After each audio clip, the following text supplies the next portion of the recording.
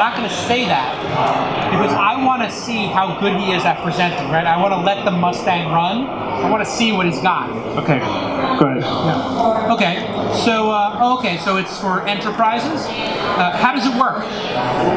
So we have small nodes with this kind of hardware, but actually we don't sell the hardware, it's for free. We deploy the hardware on desk of floors and we get the data. And the main thing we do is analyze the data and make it understandable.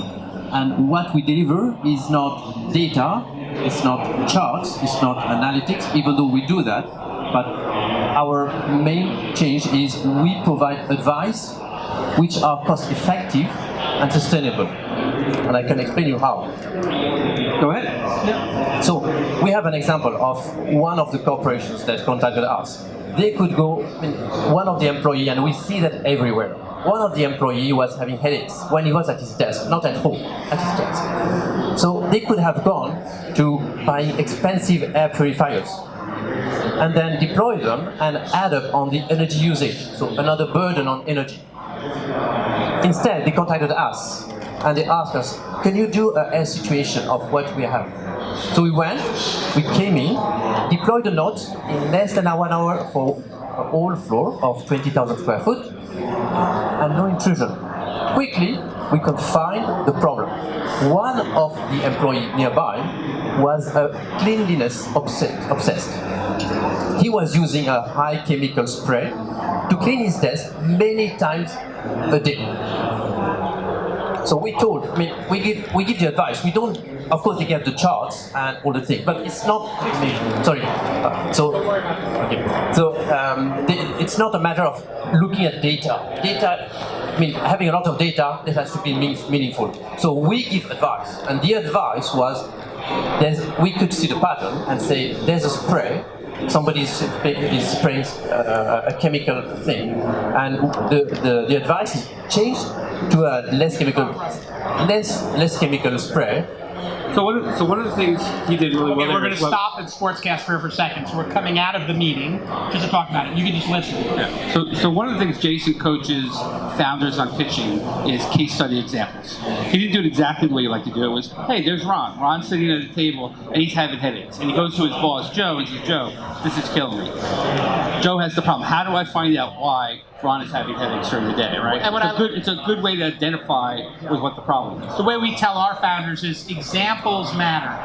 If a founder can't give you a good example of their product changing the world and being extremely valuable, if they can't do that, either their product can't do it, and it sucks, or the founder is not a good communicator. Both of those are a bad situation. I'll also tell you some of the things I'm thinking about right now. I looked at the box, and I looked at the hardware, and I thought to myself, okay, they care about design a little bit. I think it's a pretty well-designed product. Not incredible, but good. So I thought, okay, this founder has some degree of product chops. But I looked at the screen, and I thought, that logo is ugly.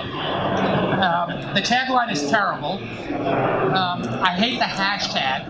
And I thought, like, these charts look janky. What this tells me, when I'm looking at it, is it's either a designer who is not design focused and faked it on the hardware.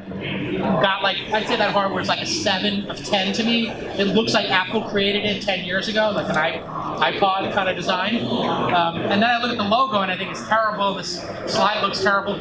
So it could be either this company's making $1 million a year and they don't care about design, which is weird, or this is a resource-challenged startup who's decided to not focus on design, and that's somewhere where I can help them, because I can say, oh, I know Donald, he knows design, he knows some, what's your name again, Donald? What's your name again? Donald. Donald. I know Donald here. Donald could take him to 5 designers and fix this shit in a weekend, right? You were thinking the same thing, right, Donald? Like, you could level that up. And so that's what is going through my mind. Now, I'm not going to say that to him because I don't want to crush his spirit, but that's what it's signaling to me. I like the example he gave because the example he gave was very specific. Somebody's obsessed with cleaning their desk multiple times a day and spraying chemicals. I thought this was because of the air outside. No, somebody's introducing chemicals into the workplace. Fantastic. That means somebody who wears a lot of cologne might set this off, or somebody might be smoking in their office, or who knows, there's a leak in the window. So I'm starting to see this. The thing I want to know is how much money is at stake here.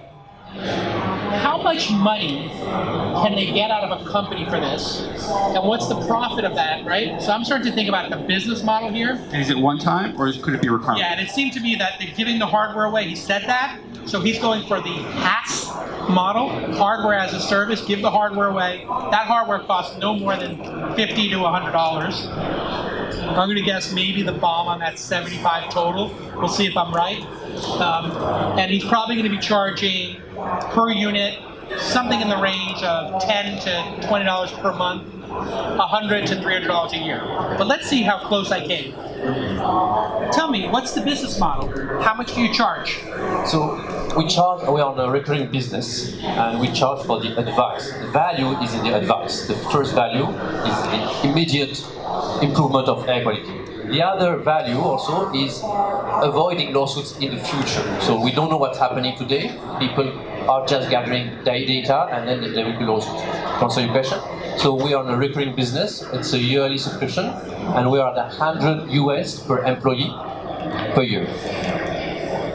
Okay, great. So I'm going to stop it for a little sportscast. No, keep the clock running. It's going to be 10 minutes total. So what's interesting about that answer is it took him a long time to tell me what it cost, but I said it would be 100 to 300 a year, and I said the BOM would be 50 to 100, maybe 75. What's the BOM of that unit?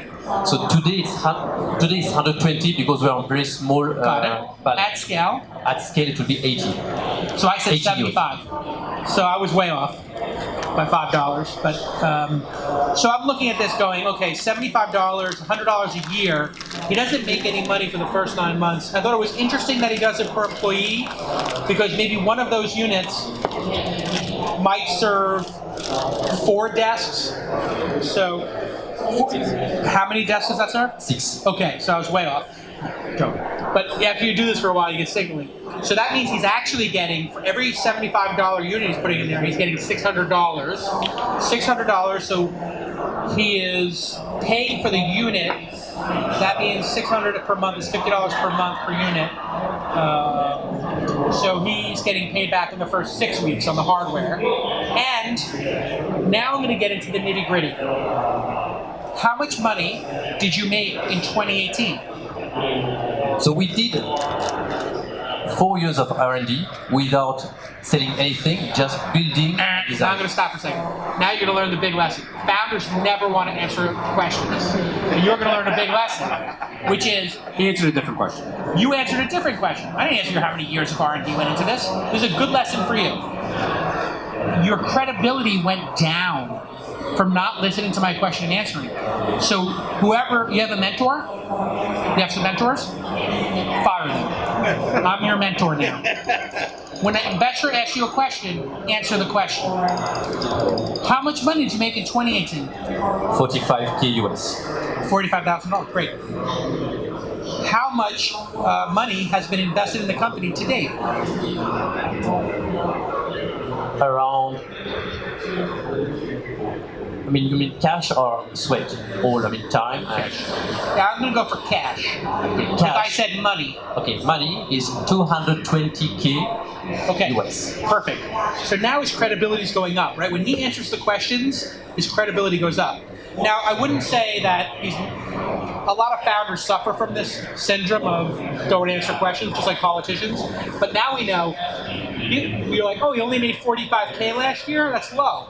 But he only is 200K into this business, and he already has customers. He's capital efficient. Remember I said before, rubbing 2 nickels together, getting $1? It feels like this. So now I'm going to ask the question that Savino was asking about before when sorting through things. How many full-time employees do you have? 3. Perfect. 3 employees, they got to 45K in revenue, they got a product to market with only 200K. This is pretty impressive, right? Let's give him a big round of applause. Well done. Now you leave. That was really good.